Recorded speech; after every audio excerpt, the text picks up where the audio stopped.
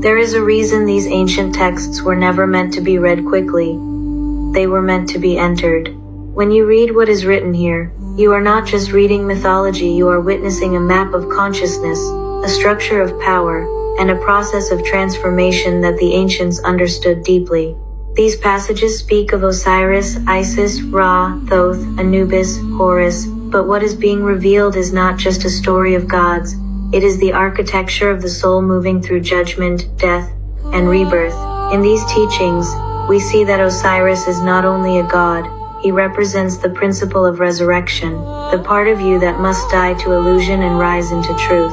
Isis is not only the divine feminine, she is the force of restoration, the intelligence that gathers the fragmented self and brings it back into wholeness. And Thoth is the divine mind, the keeper of sacred knowledge, the one who makes Osiris victorious. This is powerful, because it tells you something very clear. Victory is not random, it is achieved through alignment with higher intelligence. And then we see something deeper, the repeated invocation, Hail, Thoth, who made Osiris victorious over his enemies. This is not just praise, this is activation. This is a declaration of alignment. The enemies being spoken of are not just external forces, they are the inner distortions, the unconscious patterns, the parts of the self that resist truth. The text speaks of judgment, the presence of the godlike rulers who judge the dead. This is not about punishment, this is about frequency. Judgment here means alignment or misalignment. It is the weighing of your essence. Have you lived in truth? Have you acted in integrity? Have you embodied your higher nature? And then it speaks of those who are to be blotted out. This sounds intense, but this is not about fear, it is about dissolution. Anything that is not aligned with truth cannot sustain itself. It dissolves. This is alchemy. This is the law. When the text describes the festival of breaking up the earth in Tatu, where even gods take on beast-like forms and chaos unfolds, this is symbolic of the breakdown of structure. This is what happens before transformation. Before elevation there is disruption.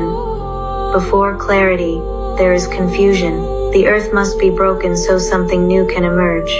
And then we move into something even more profound, the idea that the divine conceals itself in different forms. Ra, Osiris, Shu, even Osiris himself, appearing in parts, hidden, fragmented.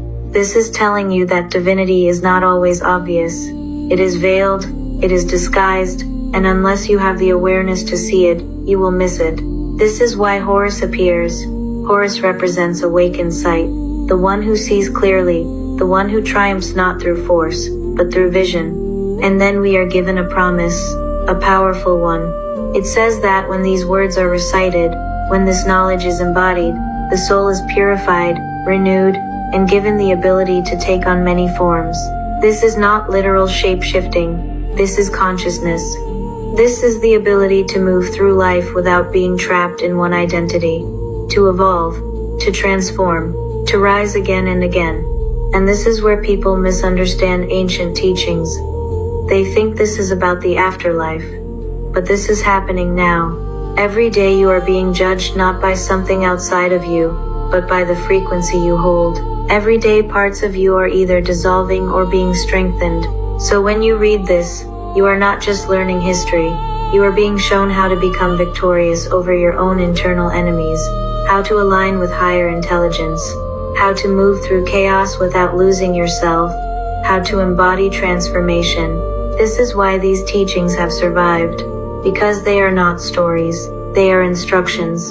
And if something in you is recognizing this, if you feel that pull, that remembering, then you are already on the path. You're not here by accident. If you're ready to go deeper into this work to understand your own patterns, your own transformations, and how to actually embody these teachings in your life, I guide this inside my world.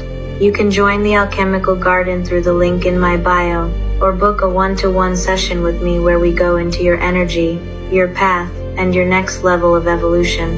And if this spoke to you, comment "Rise" so I know you're receiving this, and share it with someone who is ready to remember who they truly are.